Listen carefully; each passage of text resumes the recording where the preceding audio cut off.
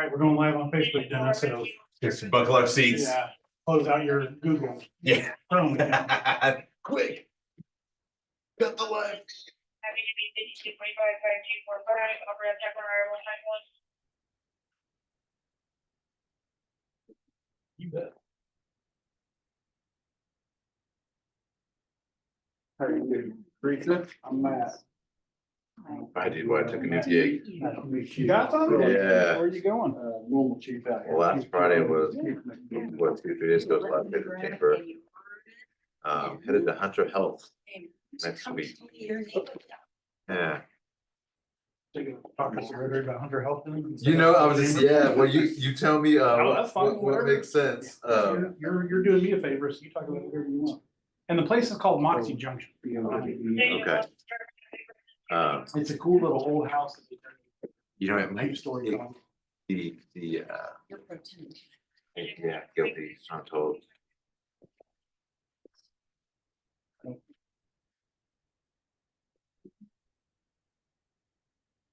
Yeah, and I know you also had a ball game behind us, man. There was incentive.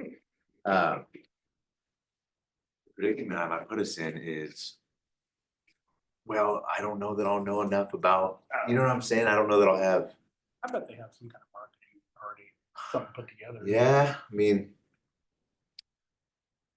Let me chew on this a little bit, Sean. I hadn't even gotten that far. Are you, give us a highlight of your life? But if everybody wants to go back to bed that early in the morning. Pretty nice library, isn't it? Well. Well, here's me in third grade. Three. Yeah. Good me today. Last month we were busier than the Yeah. man. Thanks, What's your man. role? Peace out. What they call. That's phenomenal. That's like the reader. That's So it's business development, not fundraising, that content, marketing, comms, and branding. Yeah, right. You got the word. Yeah, hey man, there's half the gig, right? You in here? Nice. Look around. Very optimistic about it. A little bit. Okay. It's not without its regular, you know, just for years, imposter syndrome and all that stuff, just the answer. Yeah, right. And the more we're honest with each other about what most of us do, the better. Right? We're all just trying to figure it out. Check it out. This is awesome. Analyst for me. Oh, terrific. It's out online. People posted something about it.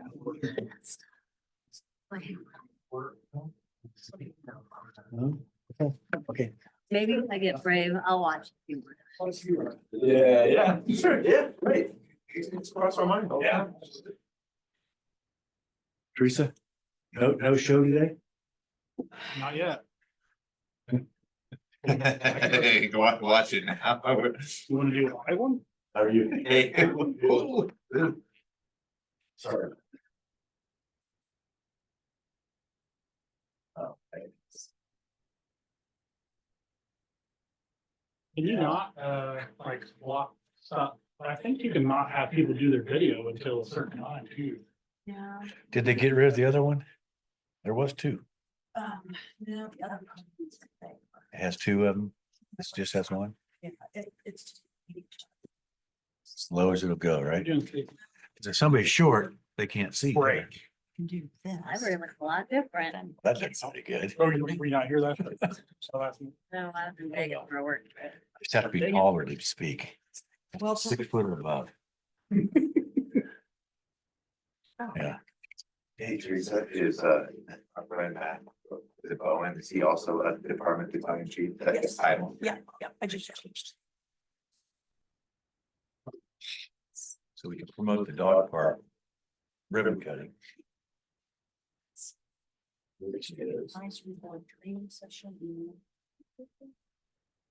I have it on my Google calendar, but I probably haven't. I would like to, it would be my goal to be there, I just gotta cross our kids. No, it's. After Memorial Day? I'm not. Oh, Oh, is it on Saturday? It's pretty straightforward. Yeah. And I don't know, because usually at that first week for. Well, I don't know. Patients, they kind of get over here. Oh, yeah. Around town. Yeah. I'll find out. Hey. I do have it on my calendar, right? The 31st. How do you call it? Cameron, how are you? I'm good, how are you? Good. I saw you somewhere. It's on the city managers. Really? So Were they doing something positive? it was on TV. Might have been TV. You only do things that are positive. Right, you're right. They're big or this year.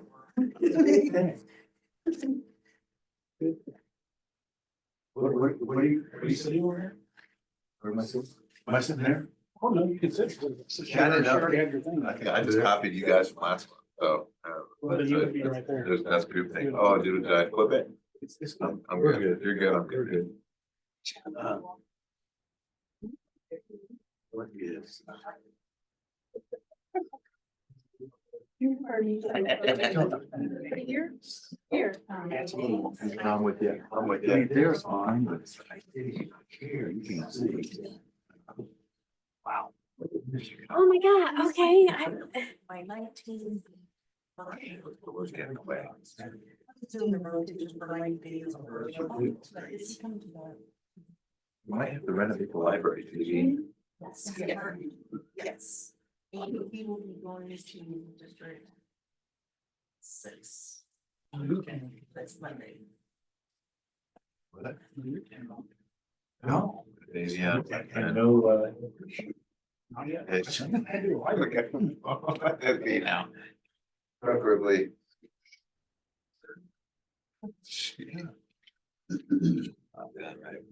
All the other fields. so the dog park thing.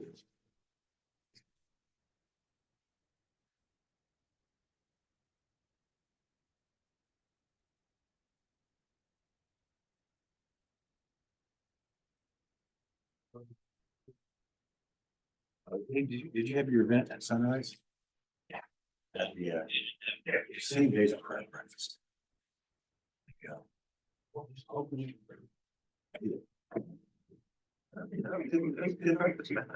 It was. And the speaker was good. 2 years ago. Yeah. Now, you got first, ever see you.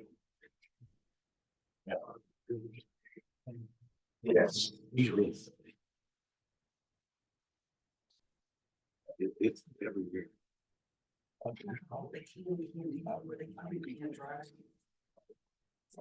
It's an exhibition hall in the country too. And don't they? How are you? I'm doing well, thank you. Put on. Summer. Yeah, they're like the local, I don't know if affiliation is the word, yeah, chapter, there's a local organization. Host global leadership. Like, August 17th issue. oh yeah, it's lovely outside. Yes. He's had more. Yeah, that sounds right. That sounds right. Yeah, they were like little satellites and then they just put it on one.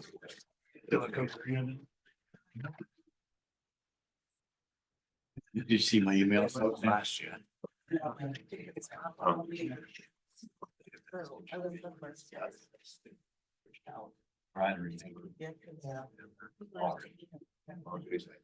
I think something hard, it's not hard.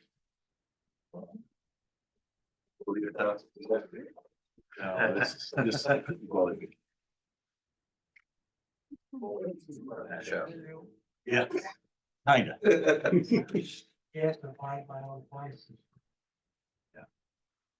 Whoa, all right, that makes sense. Well, I guess you have to manage the power.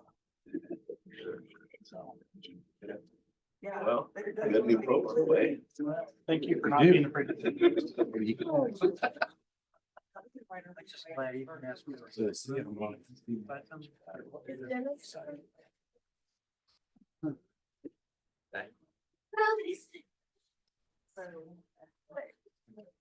No, I'm in rotation, so this one, right? Not this one. Unless you want a paper rock scissors.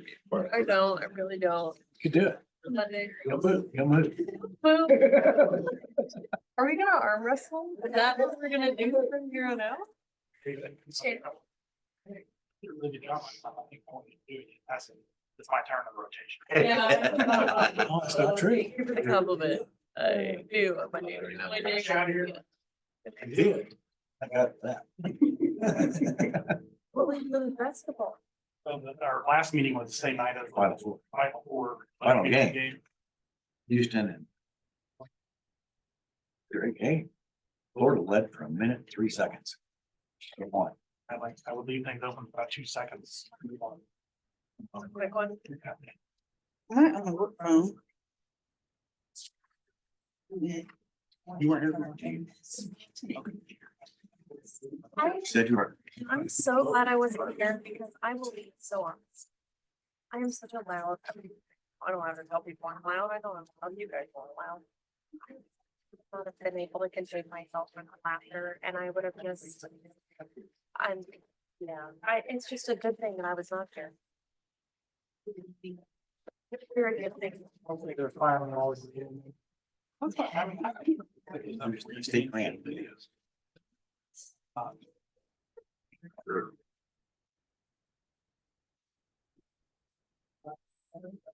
And Saying like this would be like a small reaction to what that would be. And it just. It is. We're meeting with him. Okay. Right after, it, he was like, here, did anything tell you? I was like, At our last meeting. oh, I think We're all sitting. No. the other. You work out today, Rose? You work out today? I was there. I had a headache during the night and I just decided I was gonna go upstairs and just walk. The whole time. I didn't see you there. Yeah, Yeah. my wife and I have We all turn around and we go. vaguely overlapping cycles, like, sometimes we're in the weight room together, sometimes, we're doing different things. Okay, good I'm to do usually that. on the bike and then I go do some reps of weights and then I stretch if there's time. She'll go be elliptical and then she'll stretch. But sometimes she mixes it up and goes into weights, so I don't know. We should get more ambitious because like a half an hour 3 times a week, it's not enough. You bike right now. That's true. Nice. I do bike. Yeah. I do bike. Yeah. It's good to see you. Yeah, good to see you too. I didn't know you were on the historical board when you were appointed. Oh, you're good. Fantastic. Yeah, There's that's- nobody better for the board than you. Tell Jamie. Well, I I'm mean, honored. Tim I'm honored to would be good on the board, but not as good as you. Yeah, it was really nice. He called me in. That's good. Three of us, it was probably well. Great job. Three of us. No, And he was- wonderful. Yeah, Wendy was there, but she was there. That. The board is perfect. Perfect. You heard it here, folks. You heard it here.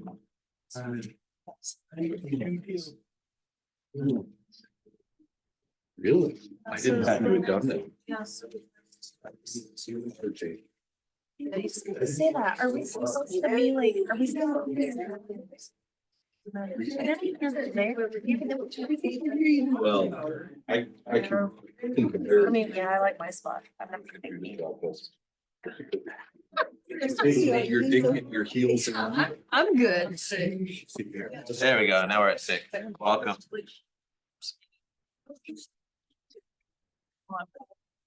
Over there. What are these kids doing? And then I go to. Here's my family.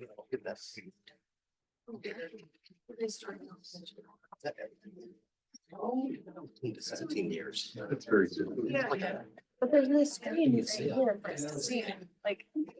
I have it. So you will find out. I can't, I physically. People got it. I mean, why would it? Maybe we should put it over this way. Say that, like, they could have. Go lower than the podium. There. Won't go lower than podium. Extension, like. I don't have to, but there's come anyway. Okay. Just, Okay. just on my. Anyway. we can't get away from this. It's like, well, I mean, that doesn't make sense. oh, well. New progress. I will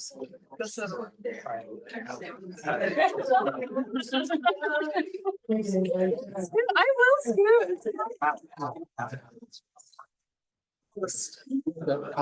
Thank you.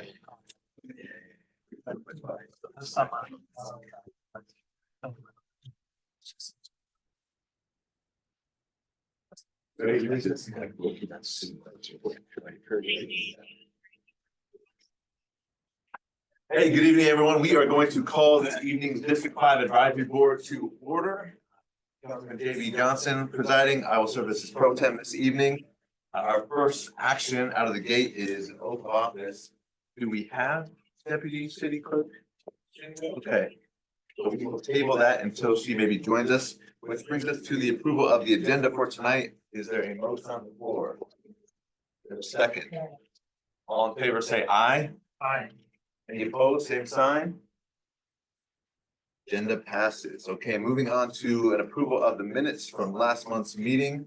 Unless there are any revisions or corrections, would also entertain a motion. That's right. So, Motion and a second on the floor. Any further comment? All in favor, say aye. Any opposed, same sign. Minutes are approved. Okay, that takes us to tonight's public agenda. There are no scheduled items for tonight's agenda, but there's an opportunity for any off agenda items. So anybody that might be present that would like to address this board may do so at this time. Okay, all right. Seeing none, I don't know that we need to vote on a public agenda. There's no scheduled or no. So we will move on to our official board agenda for the evening. Item number 3, updates, issues, and reports from your council member and any from our DAB that wants to supplement those comments. JV, over to you. Thank you. First of all, we had en banc county last week. It was good. Discussed the opioid settlement money. Been sitting on the table for a long time. We agreed to start the county manager and city manager to appoint a committee. See that money, how it should be spent. I think the consensus was spend that money with organizations that are already in existence. Mental health. So, I very much for that. I think the quicker we can do it. Start using it. Second thing we discussed was combining services, shared services, call it, with the county. And a couple areas were Parks and Rec. And the second one was cultural arts. Parks and Rec. We decided to have the city begin programming at Sedgwick County Park. And maybe Lake Afton later, but for now, Sedgwick Park is the program. So, interesting, most people think it's a city park anyway. You know, it's called Sedgwick County Park. I think it's a city park. So I think that'll be good. The other thing was the cultural arts.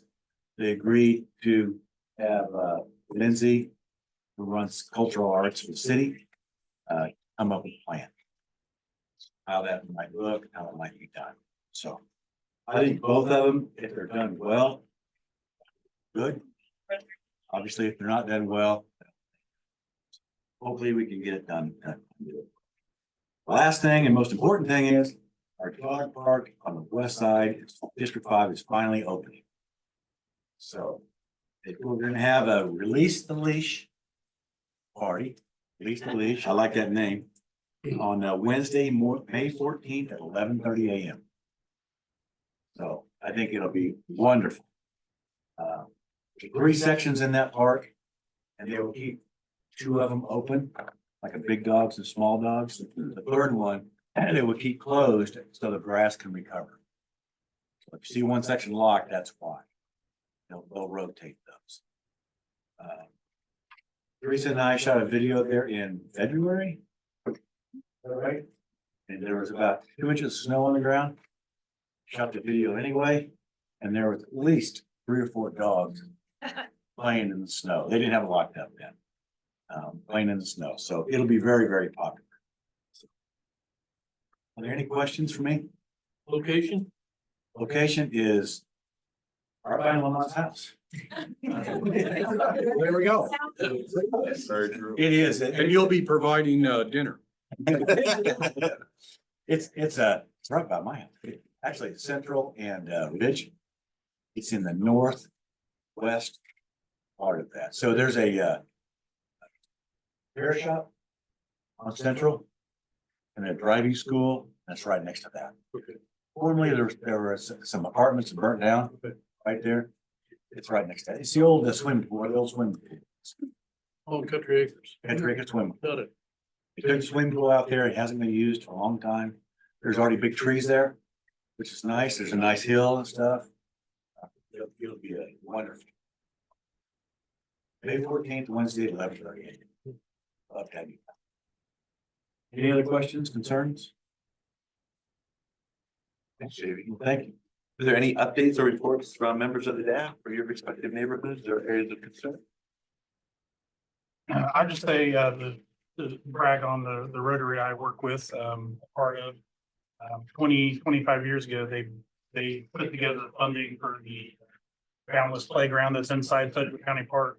And I piggyback on what JD was talking about, and, we had a cleanup there last Thursday, and it's in great shape. And I know we've got the exciting new one coming from Exploration Place, but here in our district, we've got a playground for kids of all abilities.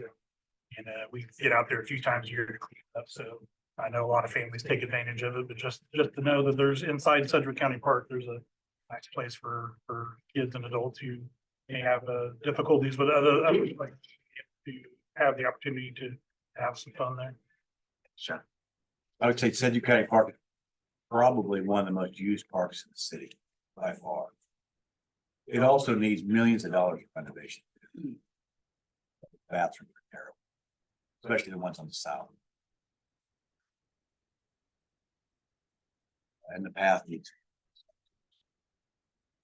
Later. Not the city's problem on that. Not yet, not yet. Sure. Any other updates, reports? Okay, moving on to item 4. As many of you know that if you've been coming to DABS, JV makes a point to have his appointees provide an update on the various boards of our city. With us tonight from the Historic Preservation Board is Celeste Marissa. Hey. Yeah, that's right. And you're, I'm thrilled to be here. Anybody's qualified for this board. It's And in case you want to look while we're getting set up, this is the historic registry for the library. This is and this is the one for Century 2, but this is what a historic registry application looks like. And I thought you might be interested in that. I'm really honored to be on this board. City Council Member Jay Johnson honors me by putting me on here. Thank you very much. I was very pleased to get the appointment by you. I take my appointment seriously. This one's really exciting because, as you know, I wrote the historic registry for Century 2. And at the same time, I had some help from some great architects, and they went ahead and they wrote the historic registry for the Brutalist Library at 223 South Main. And a little plug for us, we just cleaned up the flower beds around Joan of Arc, and we did the circle flower beds going up to Century 2 over the weekend, mulched, weeded, and cleaned them up. So we do volunteer work too, just because we love Wichita so much. Anyway, so the historic board is all about our historic architectural legacy. And you're going to advance, or you want me to click where?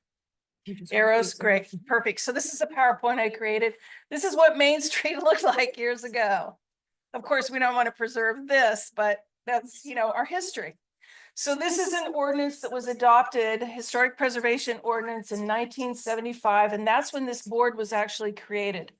And it was a city council appointed board all about safeguarding the architecture and cultural heritage of Wichita. And that sounds pretty cut and dried, but when you get down to it, it can have some controversy over different issues.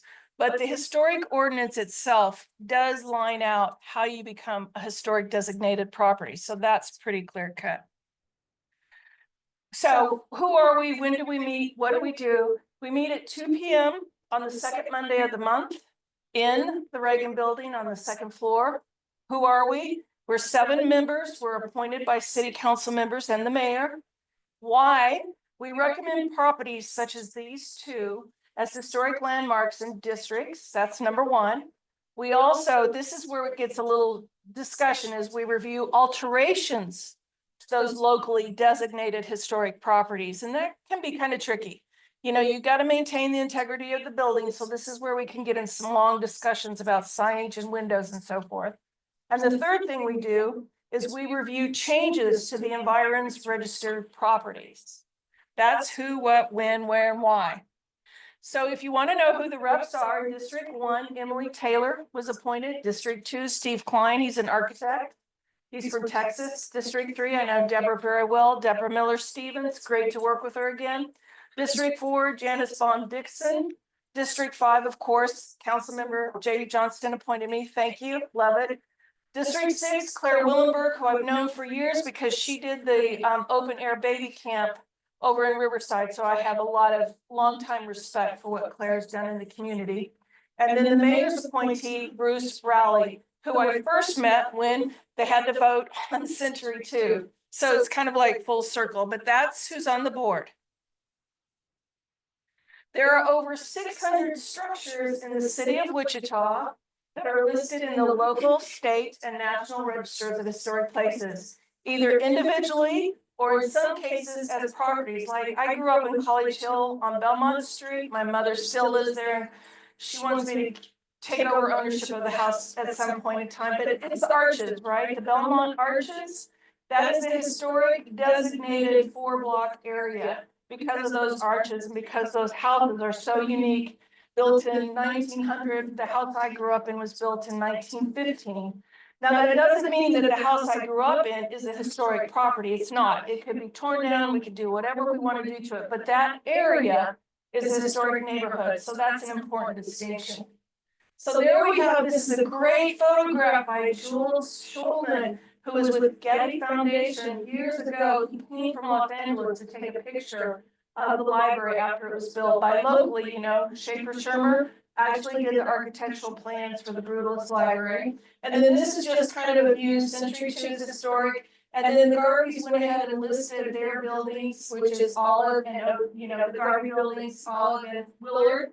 And then, you know, this used to be the Holiday Inn where we had the sniper shooting back in the 70s, but these are now 3 buildings that are on the historic registry too.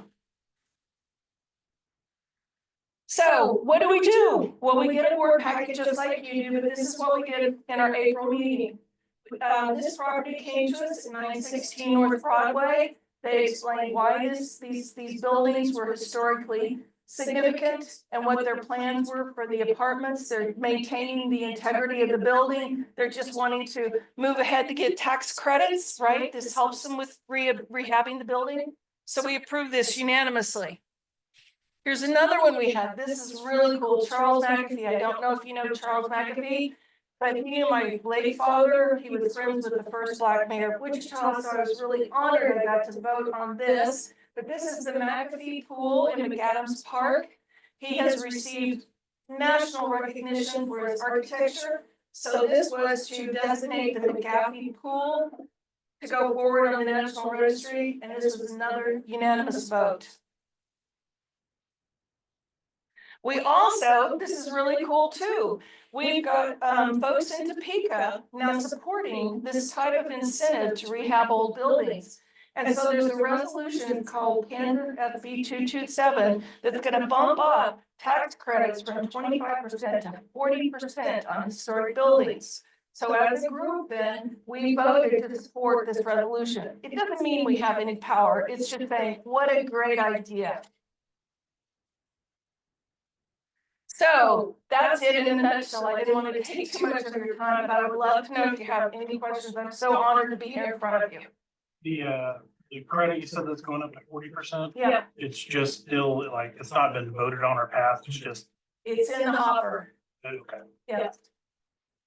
So I'm curious, you know, like our planning commission has like a set of rules that they follow. As you are assessing these buildings, is there a certain list of criteria that deems them historically significant? And then if they're awarded that status, what sort of protections or advantages do these buildings have?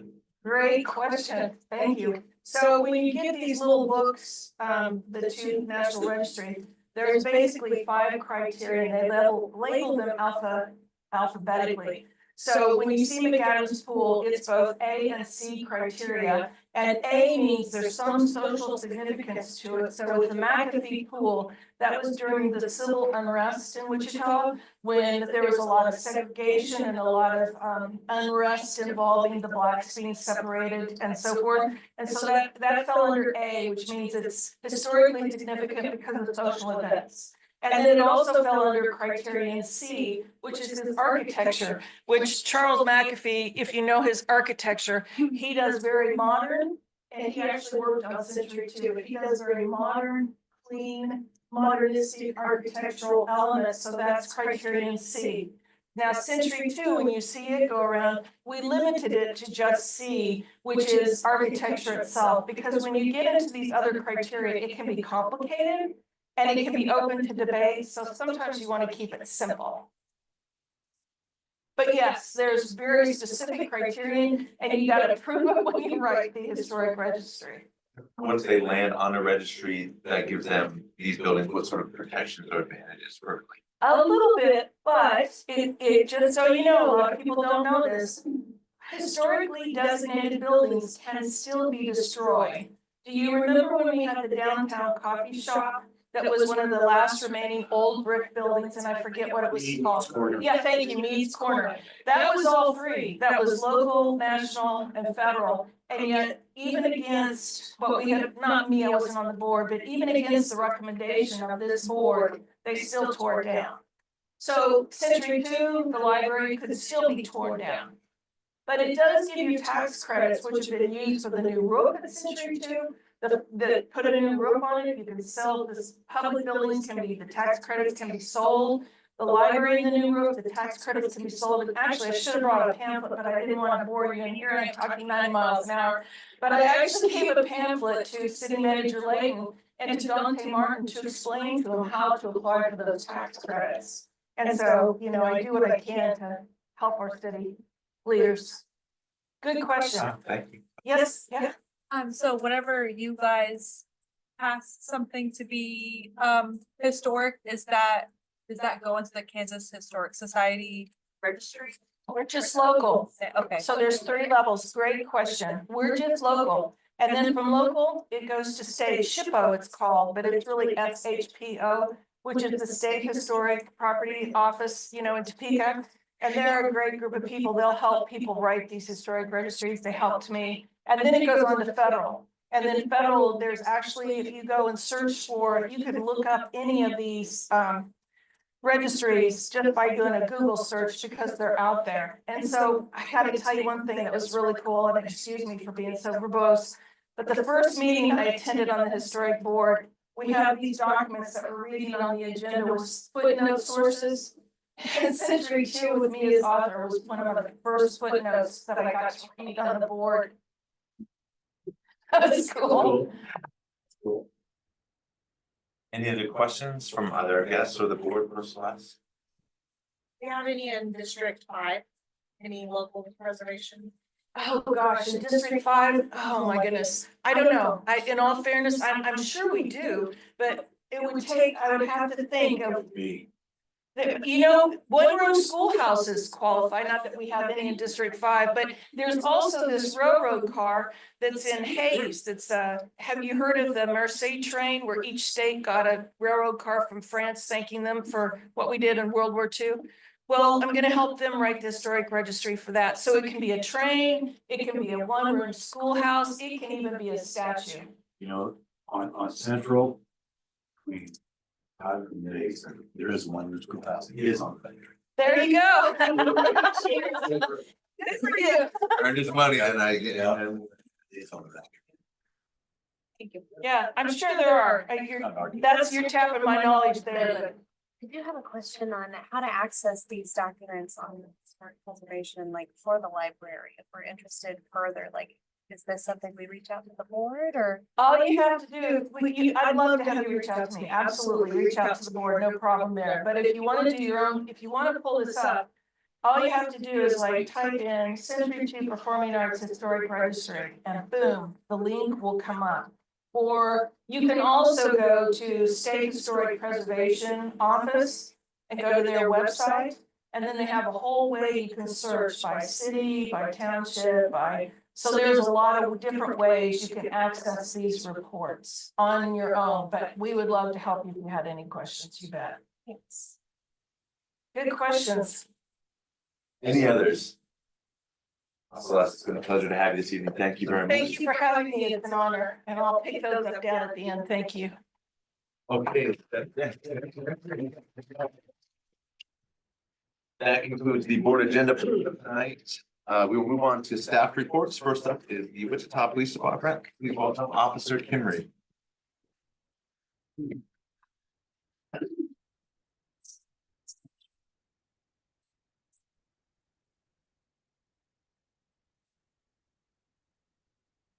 Thank you. I'm Officer Kimry. I am the beat coordinator, the community policing officer for the areas of 19 beat and 199 beat, which is basically almost all of District 5. There's a little smidge on 16, I think, and some other areas, but the majority is on me. I brought the stats and I guess there's this really cool thing where I can pull up this District 5 stats. So I brought those with me and everything is down month to month comparison, except for it's getting warmer. So the only thing that's gone up is larceny from autos, but it's getting warmer. People are, out, leaving their vehicles unlocked. Most of these are unlocked vehicles and people are just going neighborhood to neighborhood and seeing if they get lucky and opening car doors and rifling through cars. So please, as a reminder, lock those things up at night, take in all your valuables because the warmer it gets, the more they're going to be out later. Because the cold months, it kind of dies down a little bit, but here we are, it's warming up. So everything else is down month to month, year to date, everything, the whole thing is down. So good. The sexual assaults are up, but most of those, I just did research on those last week for CompStat. And a lot of these are reported dates, not occurred dates.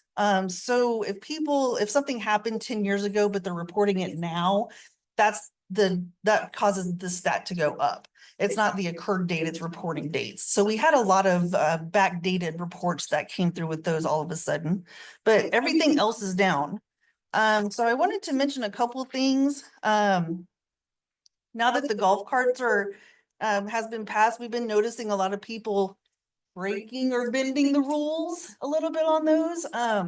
I've noticed people driving on the sidewalks down 21st Street, crossing Tyler, driving down Tyler on the sidewalks. He was just lucky I was on the wrong side of the road. So I probably would have pulled him over and educated, but we probably need to get some more information out to re-establish the rules and get that out to the public so that they are aware. Obviously, we do like to educate first before we enforce, but obviously people are just taking it for granted and now are driving everywhere.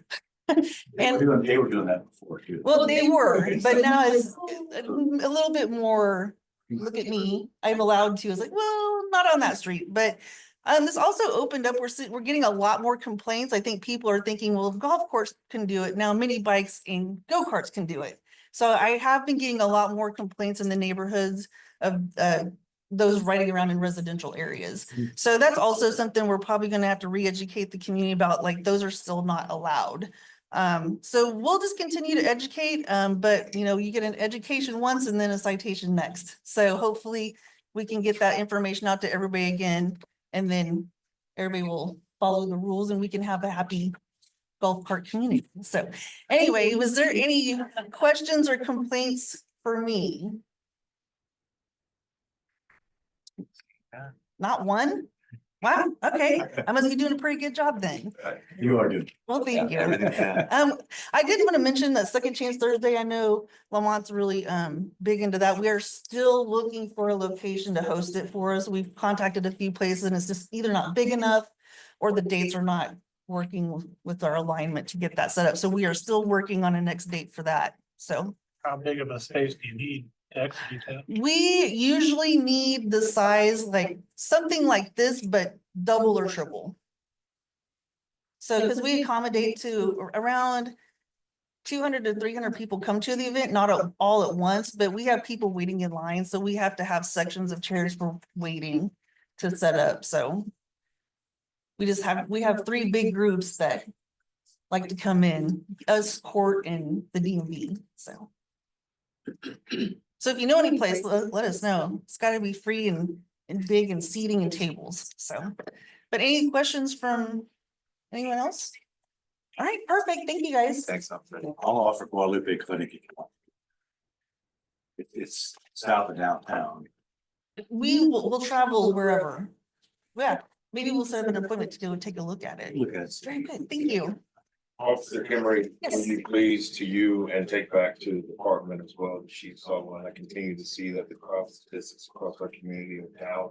So that is an awesome and commendable job to you and your colleagues, so thank you guys for the hard work you're doing out there. Well, thank you. We could do it without your support though. So thank you. Okay, moving on to this evening's fire department reports. Department Battalion Chief Matt Bowen is with us. Matt, the floor is yours. This is the first time I've been honored to speak with District 5. I'm normally assigned south in Councilman Hoheisel's district, covering today. Here, and I'm not gonna go verbatim through this, all the DAB board has copies of these, and there's copies out on the table. I'll hit some of the highlights, and then I'll talk about some of our safety messages we try to reinforce every time we interact with the public. But first, I'd like to thank the mayor and council for the April 8th council meeting, the proclamation honoring and recognizing national fallen firefighters, and you know, that's very personal to us. We lost a member in August, firefighter Ty Both, and Chief Snow and Captain Diffenbaugh and Captain Fleming were out at the memorial at Emmitsburg, Maryland this over the weekend, and provided great comfort to the Both family, and you know, it's a tragic deal that we hope we never have to encounter again. But want to thank council and the public support of the fire department. This information here basically breaks down everything that's going on with the Wichita Fire Department over the past month since a previous DAB meeting. Right now, our regional training center, we have 19 fire recruits that are currently in academy. They are slated to come out on the 20th of June. Will help bolster staffing on all three shifts. Citizens Fire Academy is currently in progress. There's information in there regarding if you're interested in seeing that and applying to do that. Great deal, meets once a week. I believe it's 8 weeks. I'm not 100% sure on that. So one of the things that I always do, and I don't know if you've heard it, our Community Risk Reduction Division there's a national program called Close Before You Doze. And what that is something as simple as closing your bedroom doors or compartmentalizing your home can provide an incredible amount of protection to your family. What that does, and there's another handout with some safety messages that I left out on the table, but the Close Before You Doze program, and I've witnessed it the fire within our community. You know, closed bedroom door will offer critical minutes of protection. It'll protect you from the immediately dangerous to you, the smoke, the heat, the toxic gases. You know, closed bedroom door, outside that door, it can be 800 degrees and you know, toxic smoke all the way to the floor that will kill you in minutes. And inside that door, you can have tenable spaces. Your fire department, you know, it's changed a lot. I'm working on my 34th year with the department, and and I feel truly blessed to be able to serve this community and to see the changes in that period. We've always had great people, hard workers, everything, but the fire department from 34 years ago to now it's 180 degrees. And a lot of that we see is because of the knowledge that's available, you know, the internet and all these things that made knowledge so readily available, and the change from within and our leadership supporting these things that maybe Wichita didn't do previously, but hey, this is best practice across the country and this is what we're gonna do. So close bedroom door. If you can't escape through a normal egress, if your house catches on fire, then obviously that door's closed.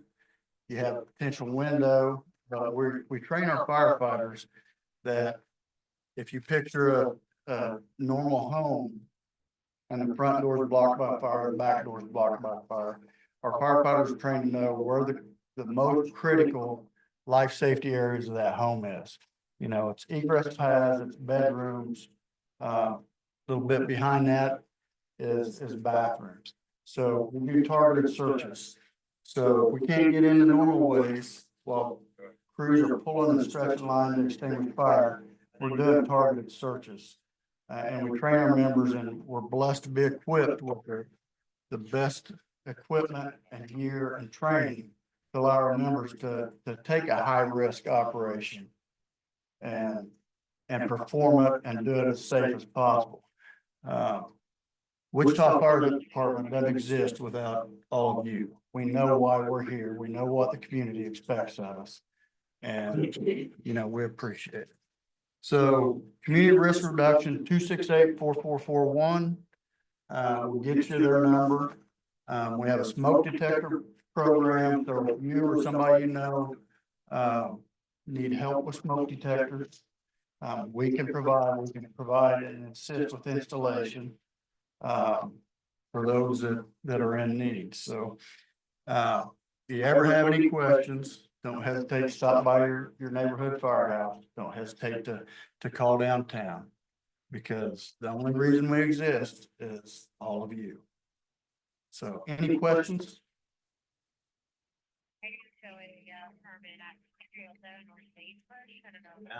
Thank you very much. I appreciate you all. Okay, moving on to this evening's public library report. Your manager of your very own newly renovated Westlake Branch, Tracy Partridge, is here to give us tonight's report. Hi, I'm Tracy Partridge, the manager of the Westlake Branch Library. So glad that you could be here this evening at our branch. We reopened March 24th is actually when we reopened. So we've been open a little bit more than a month.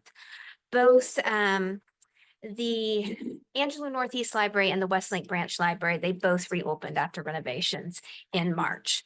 There are a couple of big celebrations that we're having to just express excitement and happiness about the changes that have occurred in our libraries. The Westlake Branch is actually going to be this Saturday, and it's going to be basically when we open until when we close. And one of the things that we're going to have is at 9:45, we'll have our opening remarks and ribbon cutting, and Councilmember Johnson's going to be there, so we're super excited about that. Then what will happen from 10 to 2 in our classroom, we'll have Jenny Durham, who's actually with the Advanced Learning Library. She's going to do a quick and fun sewing class. And so like every 30 minutes for adults, there's going to be like an opportunity to make a little bookmark. Okay. At 11, we're going to have Mr. Stinky Feet, who is going to rock the library. And I actually got to host Mr. Stinky Feet when I was a children's librarian. And let me tell you, he does make people excited. He is pretty darn awesome. So that's going to be 11 to 12. So if you have kids, it is really a good opportunity. Now, the Wichita Symphony Orchestra will actually be here from 2 to 2:45, and they'll be doing Symphony Among the Shelves. They will actually be in our conference room. But then from 4 to 5, we're going to have the Regina Pinjuski Dance Company, Inspiration and Motion. And they are actually going to be dancing throughout the library in order to celebrate the different spaces. So those are the activities that we're having here at this location.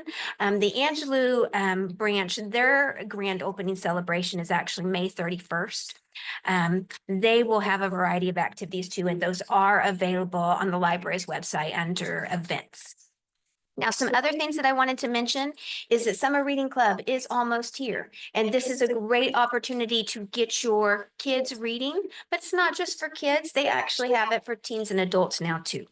And it actually starts May 22nd, and you'll be able to pick up reading logs and program calendars at the library. And then basically what you will do is set personalized reading goals. We do not tell you how much you have to read, what you have to read, etc. You read what you want when you want. And then what we do is we give prizes for your reading. And prize distribution will actually start June 26th.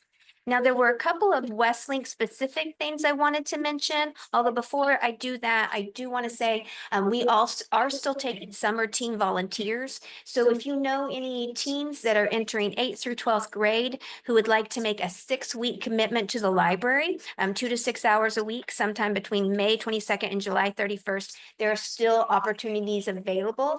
At the Westlink branch, our days are pretty full. It's more in the evenings where we have like less assistance, but it's a good way to get volunteer credit that you can actually use during the school year. And then 2 additional things that I wanted to mention. One of the things that we got in April here at the Westlink branch was a laptop dispenser. It's a little like kiosk. You can actually check out a laptop while you're in the library for 3 hours, use it anywhere within the library. It just actually maximizes the number of PCs, etc., that we can have. The laptops actually have internet on them and then the full office suite, and you just have to have a library card to use them. And that's that. The other thing that I wanted to mention is that the city actually provided low flow shower heads and sink aerators to all of the libraries to pass out. If your household has actually not collected one of each of those, we still have some left, and you can stop at our circulation desk and they would be glad to give you a shower head and sink aerator just to help conserve water. Okay. Does anybody have any questions about the library? This is a tired night. You guys are like all tired. Nobody has any questions. Okay, well, you guys have a fabulous evening. Thank you, Tracy. Okay, wrapping up our staff reports of the evening, to give the Park and Recreation Department report from the Division Manager for Park Maintenance and Forestry. Please welcome Gary Ferris. Councilmember Johnson stole a little bit of my thunder. We'll get to that in a minute. It's all right. I'll forgive you this one time. Don't ever let it happen again.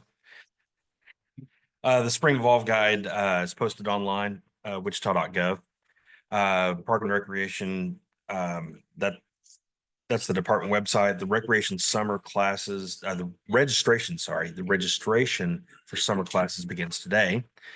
Aquatics registration, it's open for swim lessons, aqua aerobics, and pool rentals.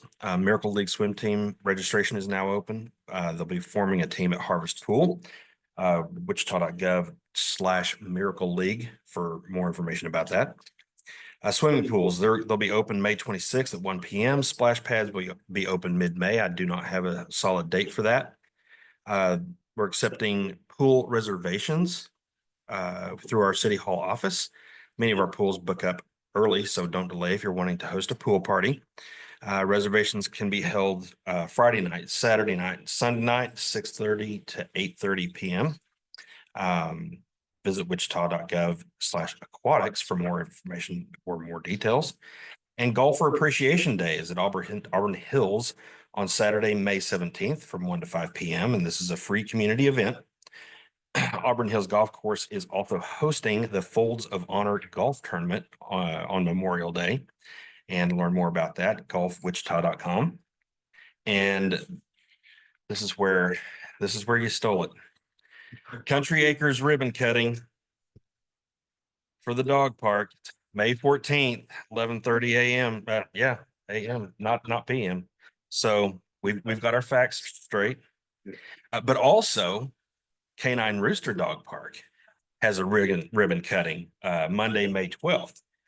And as the councilman correctly mentioned, is there are 3 sections to each one of those dog parks. And there will be a rotation. So large dogs, small dogs, and closed. So that is a very important aspect of maintaining the turf in the dog parks. And just another twist, LW Platte Dog Park will have a soft opening around the same timeline. And I'm sure there'll be a ribbon cutting for that later on, but not immediately. So any questions for Park and Rec? I'm sorry, you may have said it and I missed it. The splash pad, so. I do not have a hard date for the splash pads. The pools are going to be May 26th at 1. But the splash pads maybe before that. Could be before that. Could be before that. It'll be announced on Facebook, I'm sure. Gary, what district has the most dog licenses? Dog licenses? I don't know. You'd have to talk to PD. No, it's 5.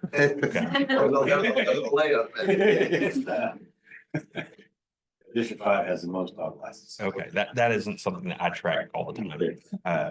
I'll try to spend some of my day keeping up with that.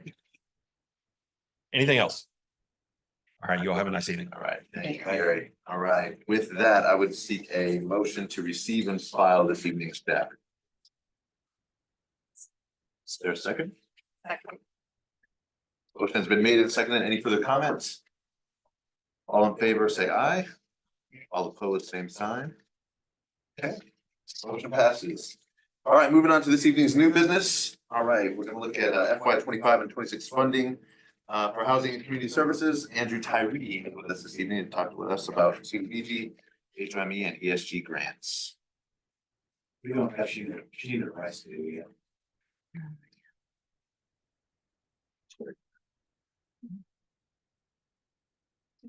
You can just use the.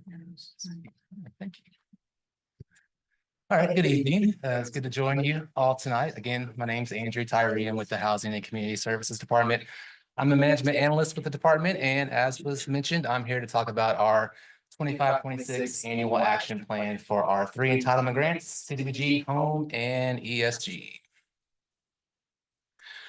Just a little background, the city receives an annual allocation of funds for community development activities. These funds come directly from the Department of Housing and Urban Development, or HUD. These funding activities align with the city's goal of creating a livable and sustainable community. And these funds are utilized to create strong, sustainable, inclusive communities and affordable housing. We operate on a couple of different planning documents. If you were on the board last year, you might remember me coming out a year ago talking about our 5-year consolidated plan. As a recipient of these federal funds, we are required by HUD to produce a 5-year strategic plan known as the consolidated plan. This plan identifies community development needs, affordable housing needs, homeless needs, and other priorities within the city. And again, we have to do one of those every 5 years. Next is the annual action plan, which is why I'm here today. And that just sounds exactly like it reads there. Every single year we have to do, so we have to submit an annual action plan to HUD. And that plan kind of just goes over projects, activities that we're proposing, and it has to align with the consolidated plan. So it has, those 2 plans go hand in hand. We can't propose any kind of project or activity that's not in the consolidated plan unless we go and do like an amendment and it's tricky. Yeah, it's tricky. Can't be. But so again, every year we do the annual action plan. These 2 plans, they serve as applications for funding for the entitlement programs listed here. And that's for your community development block grants, otherwise known as CDBG. That's used for a wide range of community development needs. It's a very flexible funding source that we can use for a lot of different things.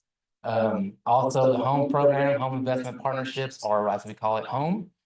That's focusing strictly on creating and sustaining affordable housing for low-income households. And the Emergency Solutions Grant, or ESG, which is used specifically to address the issue of homelessness. There is a lot of planning that goes into this. One of which is the public comment period, which is why I'm here today. It began on March 28th and it runs through today. Today's the last day for our comment period. I attended the April DAB meetings. And then we have also with the public comment period, with the DAB meetings, we also outreach. We sent email to all of our consultants that helped with our consolidated plan. We reached out to them. We're just trying to gather as much feedback, as many comments as we can for this process. The second year program action plan is due to HUD no later than 60 days after HUD publishes the final allocations for our program year. Our program year runs from July 1st to June 30th. And as of right now, we do not have those allocations from HUD yet. And so the plan won't be due until 60 days after we get those. So we still have a little bit of time before we actually have to submit the plan to HUD. In previous years, we're doing something a little different this year. In previous years, all the funding that we had that was allocated, but not yet under contract, if for some reason those funds did not get spent out during the program year, those were just held open in the year that they were allocated. For this program year, what we're doing, and it's basically it's trying to ease the burden of tracking and for our internal folks. And also we have expenditure deadlines. For example, CDBG, we have 6 years to spend those funding. So when we do get for example, when we do get our allocations for this next program year, we will have 6 years to spend that money out. So in prior years, we would just leave that open. We'd have all this prior year funding. And so it can get kind of tricky tracking that within the department. And then again, with those expenditure deadlines. So this year, what we're doing, any funds that were previously allocated but not under contract, we're sweeping that up and just reallocating it all in this current program year. So the totals that you're going to be seeing are a lot higher than normal because we're taking all that prior year funding and put it in this next coming year budget. On the screen, you'll see the award amounts for CDBG Home and ESG. Again, we don't have those for the next program year yet, so we have to operate on our current amounts. And that's what you're seeing right there for our current program year 24-25. Those are the amounts that we get for each of those entitlement programs. We're going to start with CDBG. Again, that's used for a lot of different things. On the screen, you see economic development, public facilities improvements, housing, public services. It's very flexible. In order to meet, order to have a program or activity that's eligible for CDBG, it has to meet one of 3 of those national objectives, which are on the screen there. It must be used for eligible spending activities.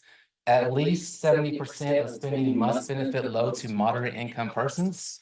When we're talking about public services dollars specifically, and I'll touch more on this here in a minute, but City of Wichita, we are traditionally public services heavy. We're able to use approximately 30% of our award to go towards public services. We're grandfathered in at that amount there of 1.1 million. The national cap is 15%, but we're at 30. So we have more funding available to us for public services that we can use. We can use more of our funding amounts for that. Oops. We're going to start off with infrastructure projects. For this next program year, we are looking to allocate a little over $633,000 for infrastructure projects. That's funding that's being carried forward into this current consolidated planning period. That can be used for all different kind of projects. As you see on the screen, park improvements, bus shelters, sidewalks, street paving, those kind of things. Demolition and clearance, we're looking to allocate $100,000 for demolition and clearance. Historically, we have had an MOU with the MABCD, Metropolitan Area Building and Construction Department. Their staff will site different blighted structures, and so that funding can be used for the demolition and clearance of those structures.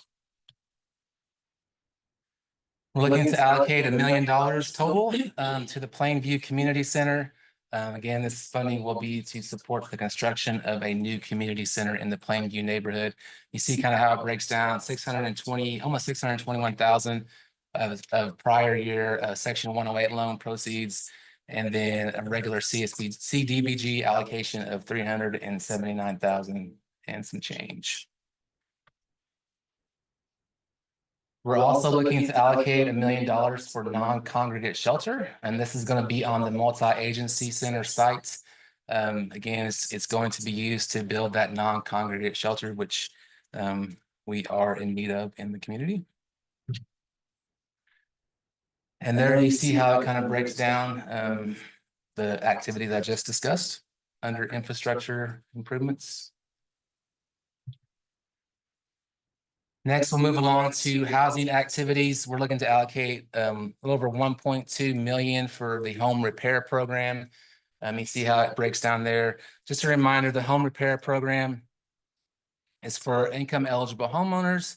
They can use this funding to address certain needs at their house, emergency needs, wellness, or not wellness, but the maintenance upkeep on their homes. There's some qualifications that you need to meet, obviously, but it's a very popular program that we're hoping that more and more people will take advantage of. So, acquisition, disposition, and rehabilitation. We're looking to allocate 1.2 million for that.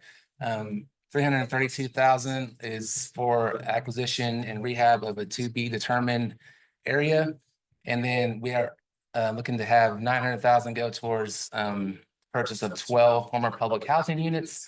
They're going to be sold for the sole purpose of affordable housing. Those will be rental units or homeowner units. And there's how those break down.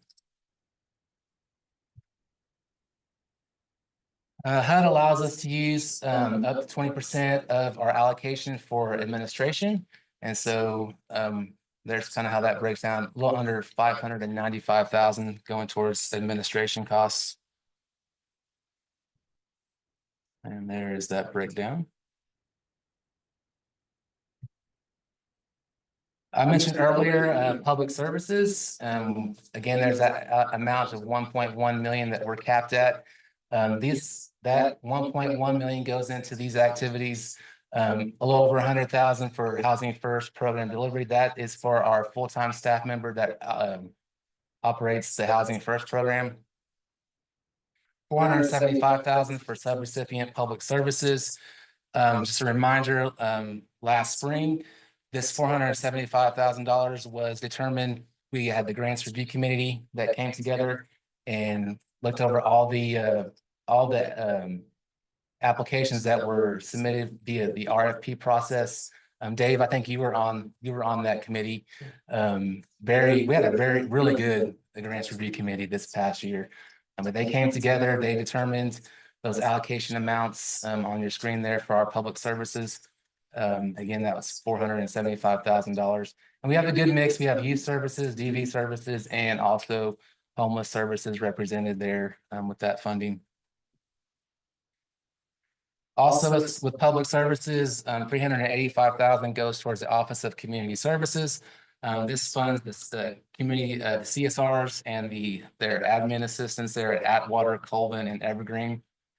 And then we also have $200,000 that goes to the Way to Work program. That is our department's work program for youth ages 14 through 17. That's where we're actually able to assist them with finding employment over the summer. So here in another month, that's going to start ramping up. And if you're at City Hall, you'll see a lot of youth workers in the building. Well, that's the program that they're associated with, the TWTW program. And there's how the public services dollars break down. Next, we have CDBG CV. Back in 2020, 2021, the city was awarded over $3 million of CARES Act funding. That was funding that was to be specifically used for to combat COVID-19. We still have about over $500,000 of funding available. We kept that kind of probably held on to that just in case there was any other need in our communities, like another outbreak or something like that. But we have this funding. We have to have it expended by next June 26th of 2026. That has to be spent out. I was actually able to go to a kind of a seminar last fall at the our HUD field office in Topeka, where we talked about ways to use this funding. One of the ways that we can utilize the funding is to put it toward homeless services. Kind of the idea behind that is if you are housing more people, there are less people in the shelter, less people in encampments, and the less illnesses are being spread around. And so there's how we're looking to allocate that over $500,000 there for homeless services. On the next screen, you'll see that breakdown.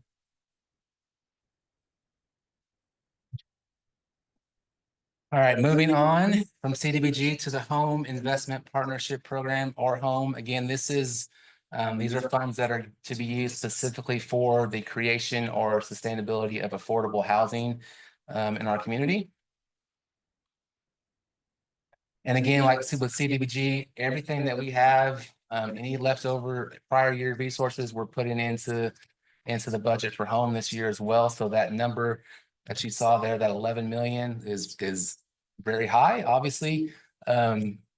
You know, almost 5 million of it is from the HOME ARP program, where we have some leftover funding from that. So but you'll see here just ways that we're looking to allocate the funding, just like CDBG. HOME, our HUD allows us to use up to 10% of the allocation for program administration and indirect charges. We have 35,000 going towards home duplex engagement. This was actually something that changed during our comment period just recently. This is a interdepartmental collaboration with our planning department that we, looking to partner with them to get this going. Home ownership down payment assistance, 1.3, close to 1.4 million. Multifamily rental rehabs, about 1.6 million. The TBRA program, a little over 1.7. And then, like I mentioned, the HOME ARP funds that we still have, those are going to be used in conjunction with CDBG funds as well for the development of 25 units of that non-congregate shelter and supportive services. Lastly, with the HOME program, we have the Housing Development Loan Program. These are funds that can be used for nonprofit or for-profit developers. This, again, is all about creating affordable housing. This can be for rental or home buyer units, and it can be rehabilitation of an existing unit or new construction. Part of this is that there needs to be 15% of home allocation set aside for local CHODOs, which is community housing development organizations. This set aside is managed within the HDLP program, and all those applications that we get for HDLP for that loan program, those are reviewed by the Affordable Housing Review Board. And talking about CHODOs, this next slide just kind of shows you some of the requirements that CHODOs need to meet in order to participate. And there's how all that funding breaks down. And then lastly, we have the Emergency Solutions Grant. Again, as a reminder, this is funding that can only be used to address homelessness in our community. And it can be used for three different ways, really. That's homeless services. This can include like shelter operations, outreach, essential services, those kind of things. Homeless prevention, which is just like it sounds, that's to prevent those from entering into homelessness by offering rent and utility assistance. And then the rapid rehousing program, which provides short-term rent and utility assistance for those that are chronically homeless. We're looking to allocate $50,000 of homeless prevention funding. Just like I mentioned earlier with CDBG, we had an RFP that went out last spring for homeless prevention. Catholic Charity St. Anthony Family Shelter was awarded that $50,000 to administer a homeless prevention program. They did do that for this program year. However, they had declined to continue that service for 25-26. And so we found ourselves in need of trying to figure out how we're gonna use this $50,000. So within our departments, we're gonna pilot a program. That's for eligible households that in the past, they experienced homelessness, they were brought out of homelessness and are currently in a state, or they're currently in a long-term situation, but they're at risk of becoming homeless again. So that's what that's going to address. The community's return to homelessness rate right now is at 25%. So that's pretty high. So we're looking to combat that and help those that used to be, like I said, used to be in homelessness and try to prevent them from going back into homelessness with that program. We're looking to allocate $157,115 to encampment and unsheltered coordination services. This funding will go towards staff costs. That's engaging persons in encampments, coordinating resources with them. This is kind of in response to the new camping ordinance that we have in our city.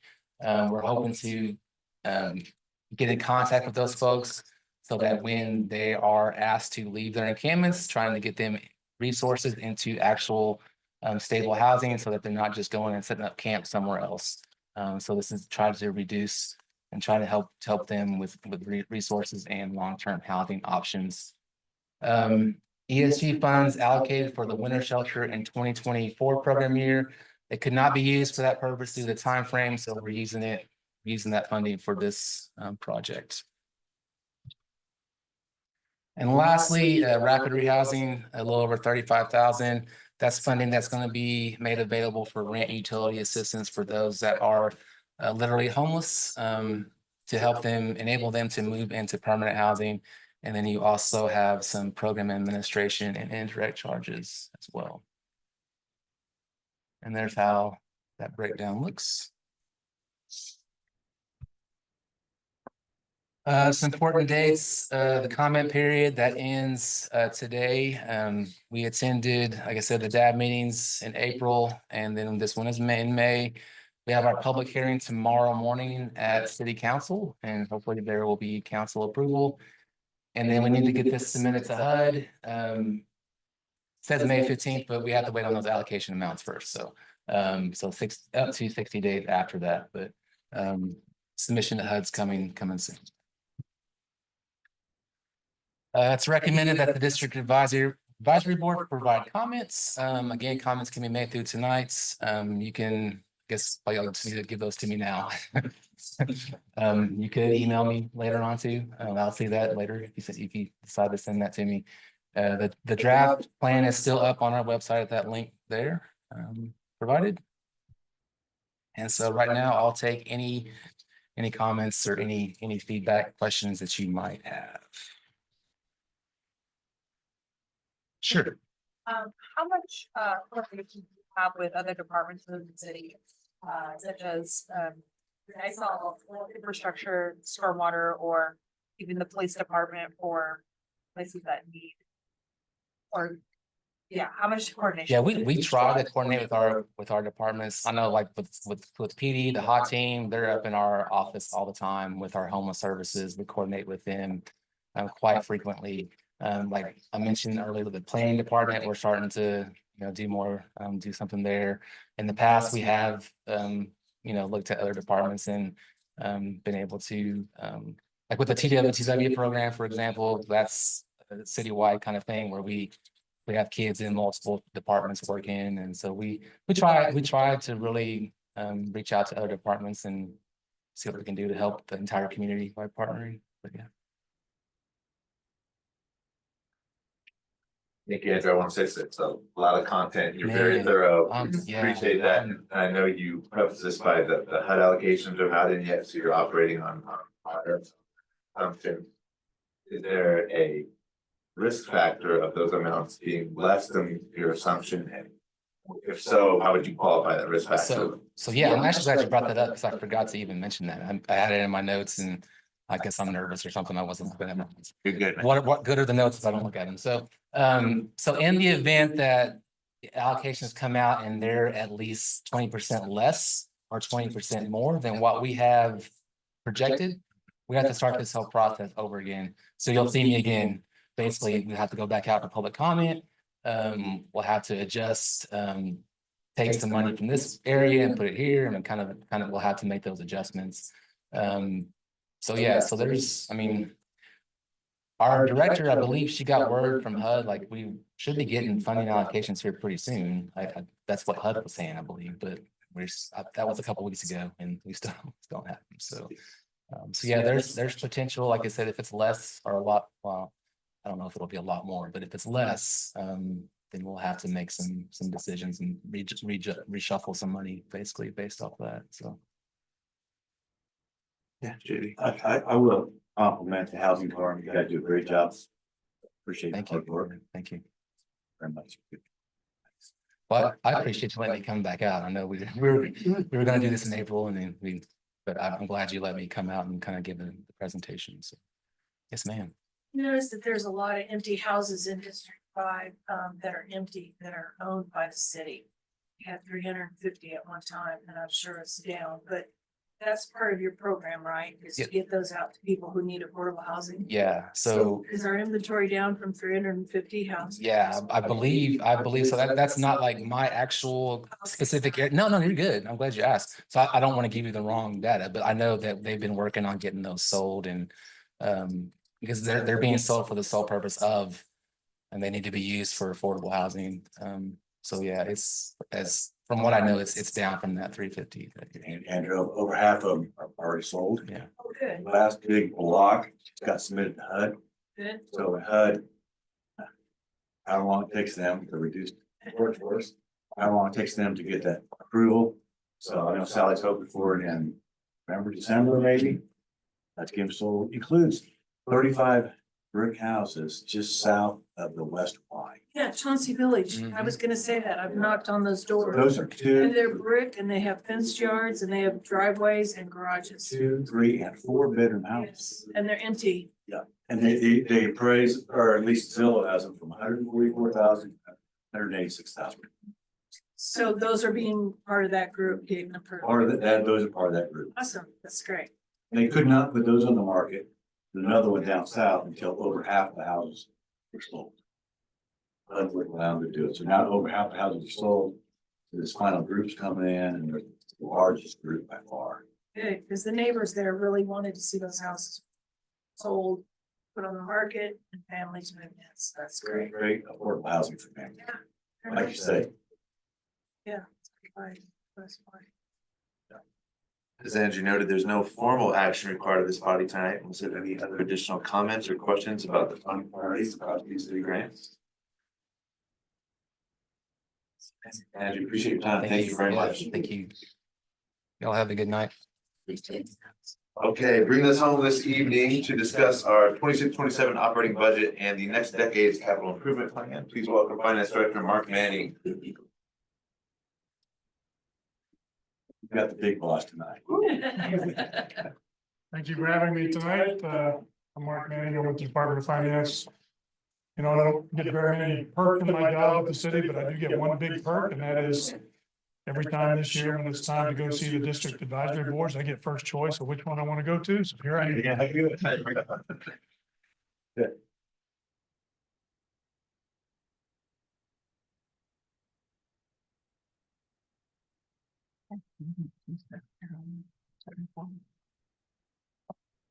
Okay, so tonight I want to talk about our, I'm on first slide. Today I want to talk about our budget process and our capital improvement process this year.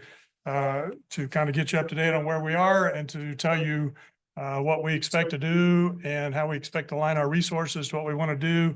And more importantly, probably I'll finish up with how you can engage us in that process.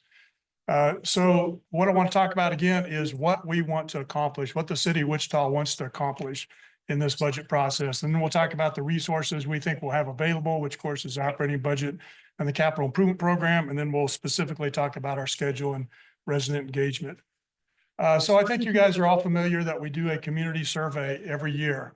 And we've been doing it, I think, for 7 or 8 years. That is really, really important in helping us in the budget process because it tells us what our citizens think are important And it also tells us what our citizens think that we are doing a good job at, or maybe not such a good job at. Now, the good news is, or at least from our perspective this year, is our ratings improved a little bit.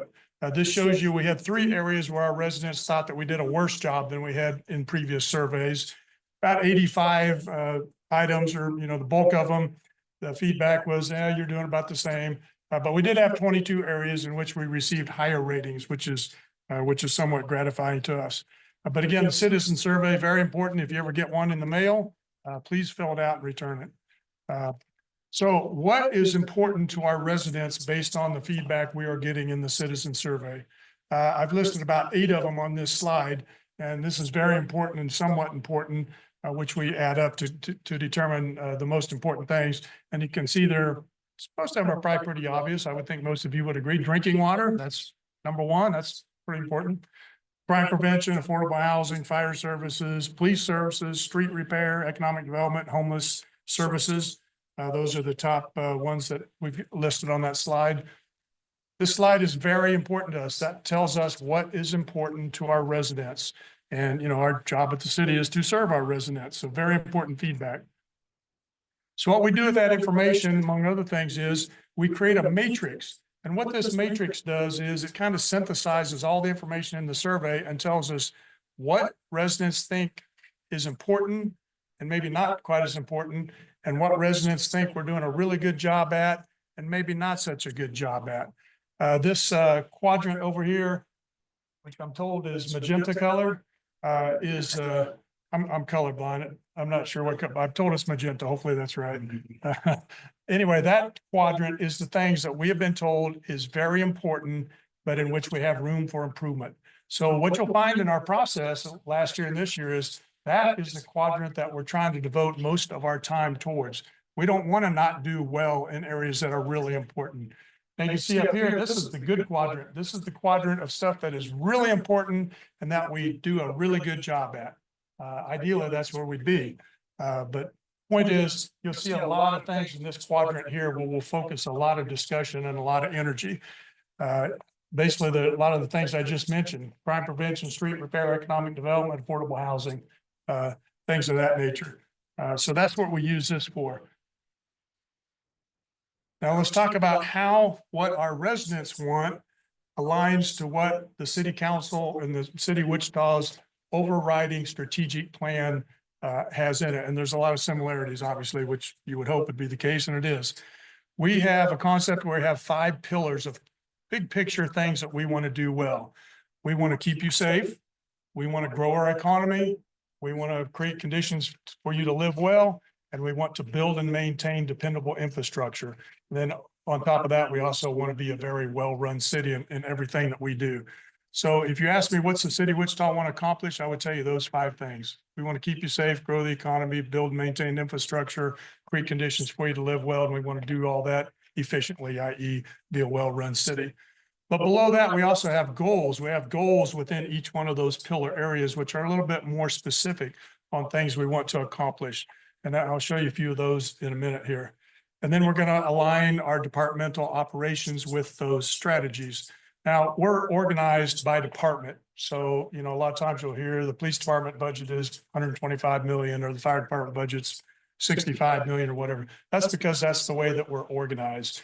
But really, what you probably should think about is the budget is a pool of money which we're trying to use to accomplish our goals, our pillars. So, but again, we can't get around the fact we organize by departments, but think about using our money to try to accomplish things that our residents want us to accomplish. Andrew mentioned a couple of these cross-departmental efforts. I don't know that he knew he was tying into my presentation, but he mentioned that a lot. That's very important to us. Again, we don't want to be siloed. We want to accomplish what our pillars are and the strategies underneath our pillars. Let me give you a few examples of those. Again, I'm just going to throw out some examples here to kind of get the concept down. I mentioned again, we want to keep Wichita safe. That's one of our overriding pillars. So one of our strategies is we want to address the underlying causes of crime through programs focused on housing and education opportunities, a lot of which Andrew just kind of talked about, actually. And so then we'll drill down there. We might have even more specific strategies on how we want to accomplish that goal. I don't think think he didn't talk about liquor tax, but we have some liquor tax money and some opioid money, which I think we just talked about last week. But again, the concept is we'll try to address the behavioral and substance abuse issues using those funds. And we'll do that to address the underlying causes of crime focused on housing. And we'll do that because we want to keep you safe. So that's kind of the concept in which we're trying to use to allocate our resources here. And again, recognize this also overlays with the citizen survey that I mentioned earlier. Because keeping you safe was one of the areas, crime prevention is one of the areas that's really, really important. Maybe we have some room for improvement on. I'll go through the other two kind of quick. Same concept. We want to grow our economy. So we want abundant and affordable housing, which Andrew also just talked about a little bit. So we'll look for ways that we can use targeted public intervention to assist with the development of affordable housing, which again, he didn't go into a whole lot of detail, but that was really what he was talking about a little bit earlier tonight. And finally, again, we want to have conditions for living well. So we want to focus on helping the homeless and with wraparound services. Think of the MAC, for example, in this strategy here. So conceptually, that's how we want to think about how we allocate resources. Again, all this is aligned to what our residents tell us is important. And it's also aligned to our city goals and pillars of what we want to accomplish. So how do we wrap that into the budget process? Well, basically, the budget is the process of allocating our resources to things we want to accomplish, right? So it's a strategic plan. Budget's a lot of things, but it's really a strategic plan, I would tell you. But it is also a financial plan. So we'll spend some time figuring out what resources we have available. And then we'll spend the bulk of our time trying to figure out how to take those resources and allocate them to things we want to accomplish. And probably no surprise to you that this year, like many years, our things that we want to accomplish probably will outstrip our resources available for a couple of reasons, which I'll go into very briefly. But that'll be our challenge. But that is basically our budget process, what I've just mentioned there. We'll also look at cost recovery a little bit. That's kind of a little bit on the tactical side, but another thing we'll look at is cost recovery to, we have what we call a concept of a cost pyramid. And the concept very simply is the service that we provide very broadly probably should have a very low or no cost recovery. A service that we provide to a very select group of customers probably should have a cost recovery that's very high, if not 100%. And obviously there's a whole lot of things in between there, but that's the concept of what we'll be looking at on cost recovery. I should have mentioned earlier, please interrupt me anytime if you have any questions. Don't wait till I'm finished. I have a short attention span, so if you wait till I finish, I might have forgot what I presented to you earlier. So please interrupt at any time. So let's transition now from what we want to accomplish to what the resources are that we think we'll have available and the challenges that we'll have there. Again, I don't really like looking at the city by department, but this is the standard pie chart we show you. I'll kind of translate this towards our goal areas. About 80% of this is police, fire, public works, and park, which of course those departments are pretty heavily involved, obviously, in keeping you safe, building and maintaining our infrastructure and creating conditions for living well. But this just kind of gives you a little perspective on where we spend our money. Again, you can see the police department's 40% of our budget, 130 million. I think I said 125 earlier. I think I'm a year behind. It's closer to 130. But this, again, just to give you a little perspective on departmentally where we spend our money. So as I mentioned, community priorities have guided our budget process for quite a few years. We're just trying to be a little bit more aggressive about, or maybe even more assertive about implementing maybe more strategic planning and more strategic thought into our budget process. Again, it's underlined our process for many, many years, but we're probably trying to be a little bit more overt about it now. I mentioned the importance of resident feedback, very important to our budget process, very important. The best feedback you can provide, again, is to tell us what is important to you. Maybe not necessarily that the police department should have more money, but that crime prevention is important or whatever is important. That's very useful feedback for us. So over the next 8 weeks or so, we'll continue to monitor our financial models. We provide preliminary forecasts. I think we did originally in February. We monitor it daily, weekly, monthly. We monitor everything all the time. So, you know, we want to see if anything's going to change. Unfortunately, nothing significant has changed yet, which is a good thing. But I will talk about a couple of things that could impact us later on. So here is where we think we're going to be today.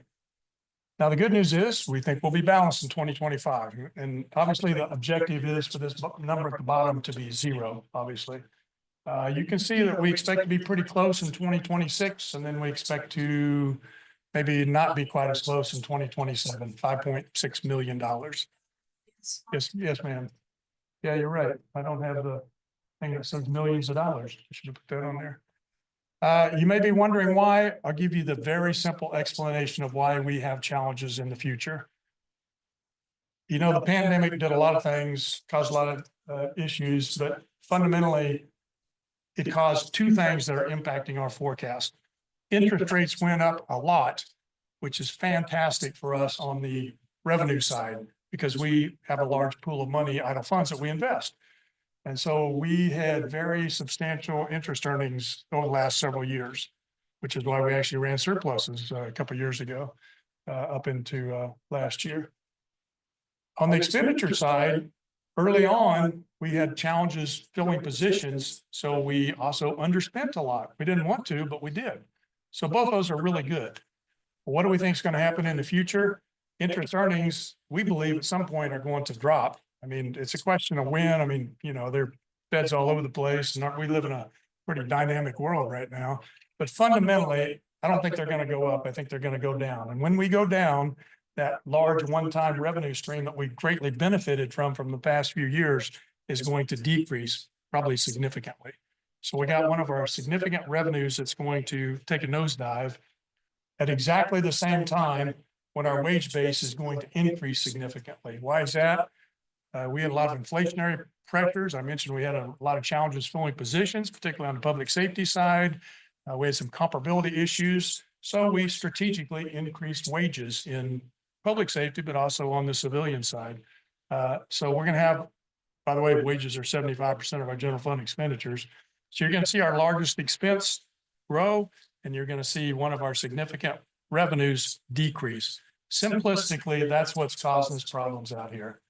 I think it's just a question of when and to what magnitude, you know, and again, you can see what our forecast is here. But fundamentally, that's our challenge going forward. So what are some of the things we look at, just big picture? And this is kind of if I tell you in the future something changed, it's probably going to be due to one of these four reasons. That's what the purpose of this slide is. Again, how many positions we can fill? We're trying to fill positions because we want to provide service to our residents, and that requires staffing. But we still have some areas where we're challenged there. But the more difficult it is for us to fill positions, the less we spend.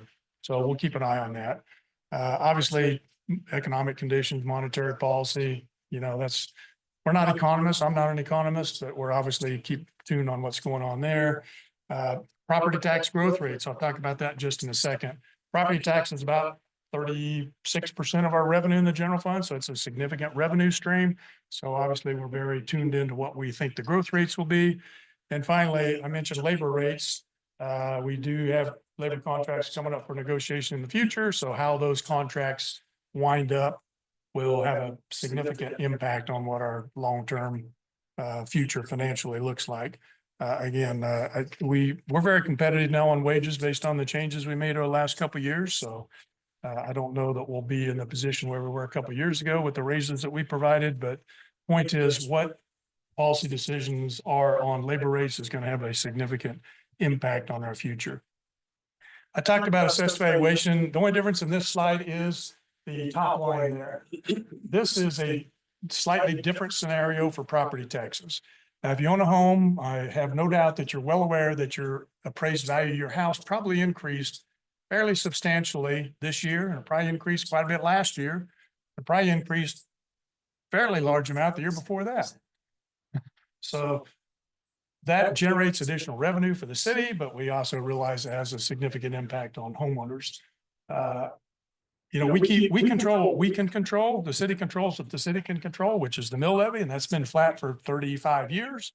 But having said that, you know, property tax is a function of the valuation times the mill levy rate. Valuation is based on market conditions determined by the county appraiser. But again, we recognize that your property tax bill is going to go up if your assessed valuation goes up, regardless of whether the city maintains a flat taxing rate. So what this is modeling in is should we, capture new construction, but should we also limit the amount of assessed valuation growth to some factor, maybe the just general inflation rate? Again, just a, hypothetical scenario. But that's one thing that may be talked about. Unfortunately, you can see that it does add to the challenges that we would have fairly significantly. But again, so we're modeling all kinds of scenarios, and that's one that we're modeling. So I'm going to pivot to the capital improvement plan, which again, is it also a budget? The operating budget funds people, capital improvement plan budget funds infrastructure, freeways, police stations, fire stations, streets, things of that nature. But it's equally important to us because the CIP also is used to accomplish what we want to accomplish. It's aligned to our pillars and our goals. We spend a lot of money on public safety in the capital improvement program. You think of police department when you think about public safety, but we're going to have about $185 million in this plan for public safety, fire stations, police stations, fire trucks, things of that nature. So again, this just shows you that we spend a lot of money, $3 billion. I didn't put the total on this one either, I guess. It's about $3 billion over 10 years, lots of money. Most of that's on the utility side, water and sewer. Water and sewer is a very capital intensive business. But the slice that I've got kind of pulled out there, that's the slice we pay with property tax revenue for the most part. That's somewhere in the neighborhood of $380 million or something like that. So we focus on that quite a bit. The sales tax slice, I have no doubt you guys are all aware, but if not, I'll remind you that the city does not have a sales tax. Sedgwick County has a sales tax. We get a portion of that. We're going to use that for, actually, we're going to use it for two things based on what we agreed to do in 1985 when it was passed.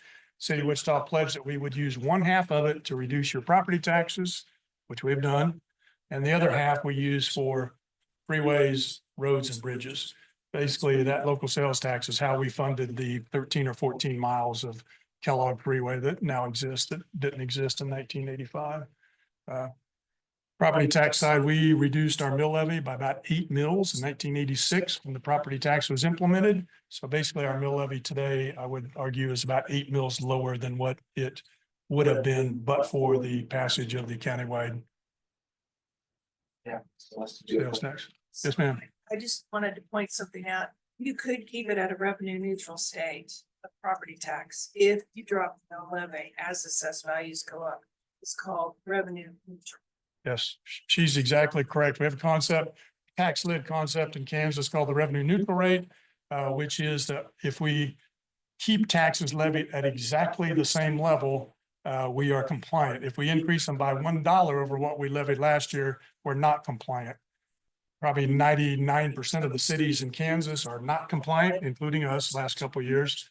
But that chart I showed you that was $5 million and $10 million deficits, if we complied with the revenue neutral rate, and I can't remember off the top of my head, but I'm going to say it was $15 and $25 million is what the deficit would have been.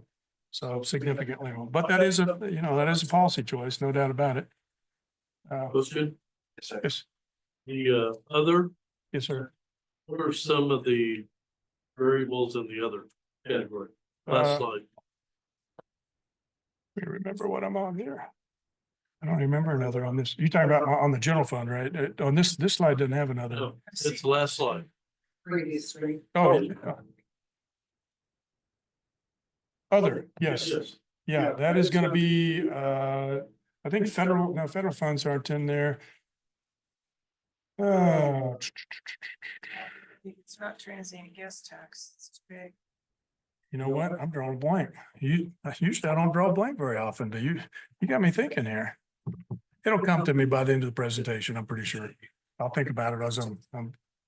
Mark, can I ask another question real quick? Yes, ma'am. So because we didn't spend all of the ARPA funds, which was $72 million, we've got about 25 million to spend in 2026. I saw that that's where we're getting the majority of our interest income is from that unspent ARPA money. I wouldn't say the majority of it. But it's a lot. It's like $10 million sitting there in interest. Yeah, Period of time of ARPA starting and the money slowly going out, timing on it. there's no doubt that we have made interest off our ARPA money. I can't deny that. The federal government fronted us the money in what, I understand. 2022, but it's, How do you think that will impact us in 2026? What negative impact on the budget? well, that is a challenge we're looking at, is our pool is probably going to start shrinking due to that, but recognize that ARPA, we've got 25 million left to spend. My pool is $900 million. Now, yes, it'll have a negative impact, but that alone won't hurt my interest earnings. I mean, it will, but your point's valid, but that's not my primary concern. Interest rates is a lot bigger concern to me than the pool shrinking. I remembered what other is. I knew I would think of it.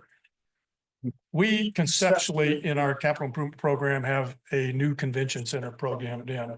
We do not have resources to pay for a new convention center, so we label that as other. Again, it's in the CIP to stimulate community discussion, if and when that's appropriate. So that's what the bulk of that is. That's the vast majority of that 84 million. yeah, I think we have 400 million as a placeholder. Again, that doesn't mean that we're going to build a convention center anytime soon, but again, the CIP is intended to stimulate community discussion. So we have that in there, and if and when the appropriate time comes, we'll have it in the CIP, but that's the vast majority of that. So how do we develop CIP? Exactly the same way as we develop the operating budget, with one exception, but we're going to look at our city council goals and pillars, and we're going to try to align everything to those things. But on the CIP, we have another thing that guides us. That's the community investment plan, which our planning department puts together, and which I think is like a 20 or 30-year plan. That plan has 3 spending priorities. Spending priority number 1, maintenance, take care of what we have. Spending priority number 2 is to enhance what we have. The lowest priority, which is number 3, is expand what we have. The planning commission actually has to look at our CIP and find whether or not it's in compliance with their comprehensive investment plan. By state statute, they have to do that. So if for no other reason, we want to align to their spending priorities. But we also want to align to them because we'd rather take care of what we have rather than build a bunch of new stuff that we can't take care of. So you'll see that bullet point number 1 has a very, very heavy influence on how we're developing the capital improvement plan, which you'll see on this slide right here. Now, recognize that the capital improvement plan is still in staff development stages. We haven't presented it to anyone yet, but the version that we have now developed, GEO, which is property tax, 60% of our expenditures are on maintenance, which is more than what we've done in the past. It's been hovering around 50% in the past. 60% of our expenditures will be on maintenance, again, aligned to the comprehensive investment plan. Now, the numbers out here are a little bit lower. That's a little bit misleading. Freeways are considered an enhancement project. Freeways are federally funded and state funded, $300-400 million. That's what's influencing the LST and the other maintenance areas. We also have special assessments, which we consider to be an enhancement also. So we are really a lot closer to the 60% in those 2 categories if you take out those. But point is maintenance. Maintenance is going to be very important as we develop the community investment plan. And you'll hear that theme a lot. Next steps, how can you get in? How can you get involved? I thought I had one extra slide there. Again, we're going to keep monitoring the data and revising our forecast to the extent we need to. We're going to look at what our departments do. This is a kind of a fine point. I mentioned we want to fund strategies that align to our pillars.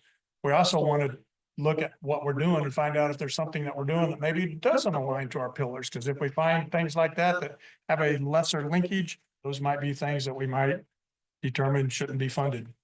Again, we want to be strategic in what we do. We want to fund things that accomplish things that matter, things that are in the community survey, things that align to our pillars.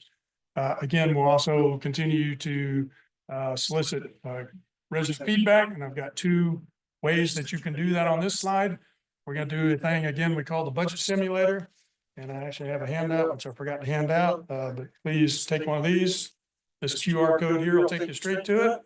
If you haven't participated before, what the budget simulator just says is crime prevention, more or less, XYZ strategy, more or less. And what you can do is say, well, that's really important. I want more money spent on that. Or that's lesser important. I want less money spent on that. And that'll guide you through that process. And again, that feedback's, it's, you know, it's kind of big picture, but that feedback's also important to us. One thing I will tell you, there's not an option in the budget simulator to increase taxes. Maybe there should be, but we haven't included that in the past. If that is your feedback, I would encourage you, there's a section at the end in which you can provide comments. You know, thanks for the survey. I really think crime prevention is super important, or whatever you want to put. We read all those comments, by the way.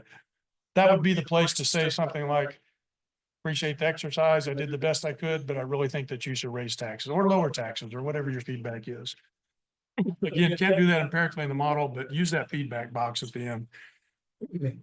So we'll do the budget simulator, and I think we're going to launch that very soon. Like actually tomorrow, I think, but I'm not 100% sure. Very soon. You can find it at this QR code on this material I give you.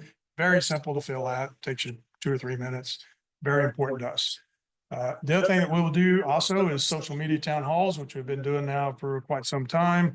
What we'll probably do there, again, we like to launch topics, and we just like to monitor the feedback, and that also is very useful for us too.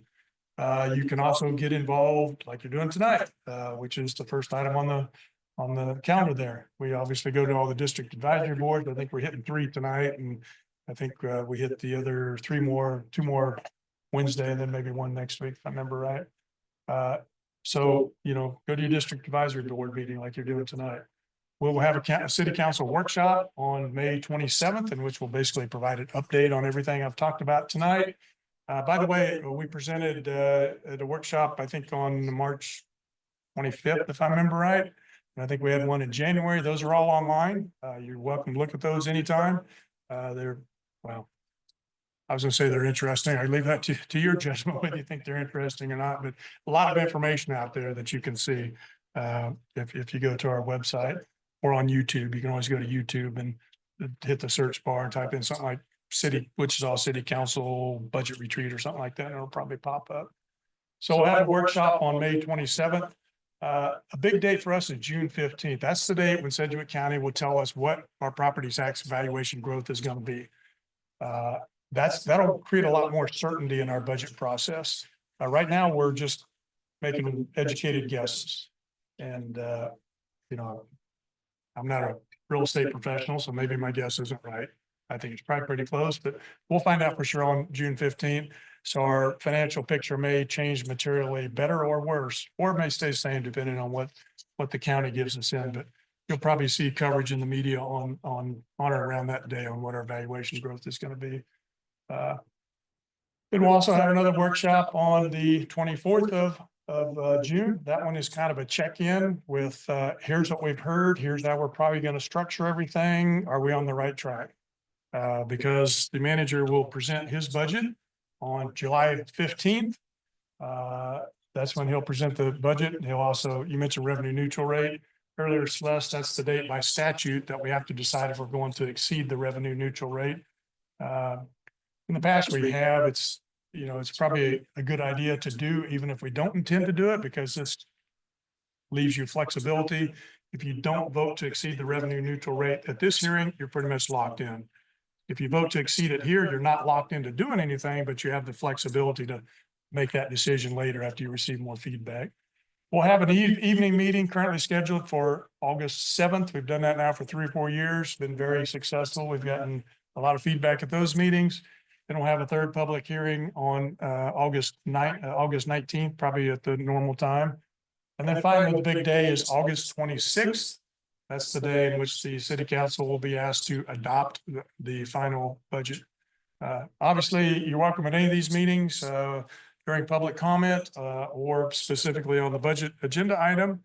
So I would encourage you to come downtown if you have the ability to at any of these meetings and provide feedback. Here's the QR for the budget simulator, but again, I've got a little handout. It's got the same QR on it, so you don't have to try to copy that. And that is the end of my presentation. So sorry I talked so long. I tried to be as brief as possible. I don't think I succeeded, but. I didn't know he was here tonight, but I got one more question. I say, aren't I going to talk to you Wednesday? You can hit me Wednesday. Just real quick. sorry, with 2/3 of our budget of our revenue going to public safety, which is firemen, police. Knowing that we have to then incur a higher expense of pension, where are we at? Liability expense, pension expense. Are you concerned about that increasing too?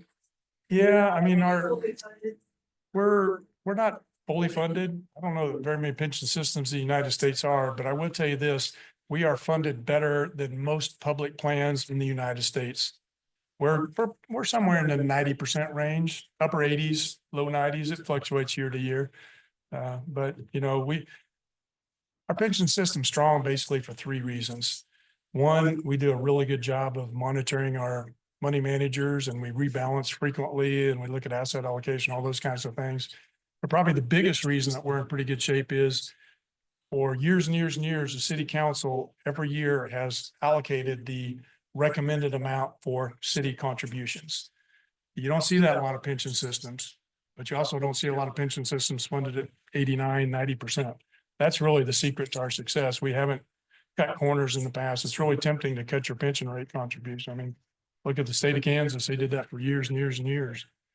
We have not done that. And if anything, that's probably the biggest thing that has contributed to the strength of our pension systems. So. There's also no formal action required of this body this evening other than to provide a comment on the annual budget and the CIP as Mark presented. Certainly entertain any questions or comments at this time. All right, I got one. Probably, I do. Yeah. Go ahead, you go first. The revenue neutral statute, since that has been adopted legislation, has there ever been a year when the city had voted not to exceed? To your awareness? Not to exceed, no. Okay. Yeah, curious. In fact, like I said, there's very few cities in the state of Kansas that have not voted to exceed it. And then I know policy is always a variable. We'll have a new city manager as of next January-ish. I mean, that city manager will then just inherit this annual budget, correct? He or she will have no ability to sort of. Well, we always tweak the budget each year, but you're right. Fundamentally, our budget will be in place when Mr. Layton's successor arrives on the scene, you know. And one last one, the CIP slide, underwater utility, right? That was over $500,000. Maybe I'm conflating and just showing my ignorance here with the new water treatment plant. Does that provide any savings to that portion of the CIP over the next decades, since that's been invested in, or is that? I would totally apples and oranges. Yeah, I'd say it's apple oranges because the slide that I showed you, most of our water and sewer investment is on the maintenance side, other than the big plants. We're building the PNR down south and the water treatment plant up here.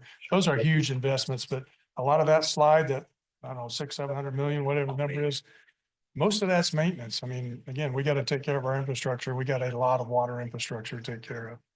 So. Thank you. I like to ask Mark, city manager's not in favor of increasing the sales tax and reducing property tax. Because since it's two variable sales tax, how much variance is there on sales tax from year to year? Yeah, it is one of our more volatile revenue streams, but you know, here's how sales tax works. Now, recognize there were 2 years after the pandemic that totally blow everything I'm going to tell you, because we had 10% growth for 2 years, which is literally off the charts, and I don't think I'll ever see ever again. So let's take out those 2 years. The way sales tax usually works is ordinarily it grows at about 3.5% a year. Ordinarily, if you look back over the last 30, 40 years. When we get into a recession, it flatlines or maybe drops 1% or 2 for, 6, 9, 12 months. And then when we get into recovery, it over accelerates and we might have a year where we get 4 or 5% growth, and then it moderates to the mean. But if you plotted sales tax over time, you see nice and steady, reception, recovery, back to the norm. So yeah, it's volatile, but it's volatile within a range of maybe -1 to +5%, which is actually a relatively small range. But you're right, that's the challenge using sales tax for operating costs. It is some volatility there. Are you familiar with how much of the sales tax is paid by people outside of Wichita? Yeah, that's revenue does a report on that. I think they call it the pull factor. They spread it out when they do star bond reports. Yeah. It's over 20%. Yeah, I was gonna say 20, at least 20%. 25%. Yes, totally. I'll just tell you my opinion. I'd like to have your feedback too. And my opinion is all these towns around Wichita are not paying their fair share. Mays, Goddard, Valley Center, Andover, Derby, they're using our roads, they're using our libraries, they're using our everything. Our Century Two, Eastboro, at least. Eastboro, all these are not paying their fair share. I think a way that we could reduce property taxes is to have to be by public vote. Increase sales tax and decrease property. I think we're over relying on property tax. So I'm clear, in that scenario, you would say there could be a reduction in the mill levy. You would have a public vote for the city to adopt the sales tax, since we don't, if I heard correctly. I do. Vote on it. Right. So every 1%, Mark, I remember your numbers. Every 1% sales tax from the city is $108 million. Every mill levy is $5 million. So if we did have, let's just use 1%, it doesn't have to be 1%, it could be 0.5%. Say 1%, you could reduce the mill levy by 21, 22 mils, which would be significant. So. How would you have any confidence that the vote would go any differently than it went in 2014? But they just vote for interest, sales tax. It depends on how it's presented. Probably they vote for sales tax for interest arena. So back in what year they lowered the mill levy? 1985. 1985. So there's an example of two. Good. So I'm just, it's just a conversation. It's a conversation. It's a conversation. That's right. We had the same issue in 1985 when the countywide sales tax was implemented. And the city of Wichita, if you read all the media back then, the city of Wichita pledged that here's how we're going to use our sales tax. And I would tell you, we've maintained that pledge for what, 40, however many years it is from now to 1985. Now, whether that gives us credibility in the future, I don't know, but I would tell you that we've maintained what we promised to do in 1985 to this day. So. The only thing I would say commenting on sales tax is we've really hurt ourselves by scraping off sales tax to do star bond districts. And not only that, because they have performed poorly, we have kept sales tax star bond districts open the full 20 years just to scrape phase one income to help pay for the star bonds for stadium. It should have been closed. We should be making that money, should be going into their coffers, our share. But because the stadium is doing poorly, we're keeping phase one open. But when phase one does have to officially end in 2027, that's $2 million the stadium is not going to get in sales tax revenue. We didn't go there, but that's another thing looming on the horizon. It's our debt. A state program. Yeah. That is approved by the city council. Right. So not all the city council.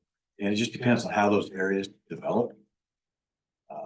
And unfortunately around the ballpark, because COVID hasn't developed as rapidly, but we do have bulldozers. Thank God, we do have some bulldozers by the park now, so hopefully it'll get going, this person. But you're right, it will be short. We don't get some development going. But I'm just saying that's the trade-off. If we do increase our sales tax or do increase our local tax, then we can't give it away for development that's not successful. You know what I mean? Because we'll still then be short in our general fund. I will tell you, you're conceptually correct, Celeste, but I will tell you this. The amount going into the Star Bond District, which is, let's say it's $3.5 million around the $6 stadium. million right now. Recognize that about 4.2% of that would come to the city and the other 96% would go to the state and county. In other words, we are leveraging with 4 cents on the dollar, we're leveraging 96 cents on the dollar. They put us on the hook for the full amount Oh, of that's debt true. payment. If it's not meeting the debt payment, Yeah. we're on the hook in the general fund to cover it. And city manager and Mark do have some tokens against that, in case it doesn't happen. So. Not planning on that, but Mark's very conservative.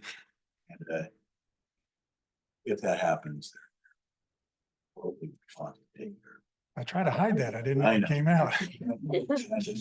Transfer in and transfer out to the debt service fund. It's in the budget. Any further comment from our district advisory board members, either on the CIP, the budget, or the ratio of property tax to sales tax? Like to see the county assessor come sometime. Mine went up 17%. Yeah. Value is always, at least in my neighborhood, higher than what you could ever sell a home. I put my house, looked up on Zillow. Zillow had it $10,000 less than the county appraiser had. But you know, that's mandated by the state. They have no choice because the state's mandating what the assessors must assess your property by. So that goes back to. Wendy, we're here this evening because she. Turn down everything. I have a question for. That does bring us to the end of this evening's meeting. Yeah, plenty to discuss here. Yes, sir. One more. Oh, I'm sorry. Thank you, Lamar. How many people participate in that community survey? We send 5,000 surveys a year. You know, we don't get 5,000 back. I wish we did. Back from your columns, it was 110 that you got responses on. So that's a low response. Actually, it's about 500. I'm not sure what color. Your chart where you had 22 were favorable, 8 were okay. Oh, that was categories. That wasn't response. That was our categories of city services, but we get about 10, 11, 12%, which is not great. It's probably not bad for a survey. Yeah, I wish we had 100%. Thanks for having me. Well, next month, Monday, June 2nd, same bat time, same bat channel. We are adjourned. Thank you. Yeah, thank you. That's a good meeting. Really enjoyed it. I mean, it's terrible. I. Thank you.